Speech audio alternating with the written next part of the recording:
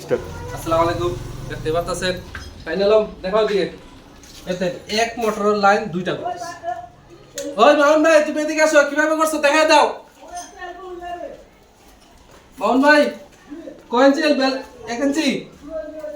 তুমি ভাই তোমার দরকার, তুমি যে লাইন যে করছো কিনা করছো তাতে দেখাই দিব তো। আসো এই দেখো আপনার মামুন ভাই ইঞ্জিনিয়ার ভাই, এই দেখেন কিভাবে কাজ করতেছে দেখেন।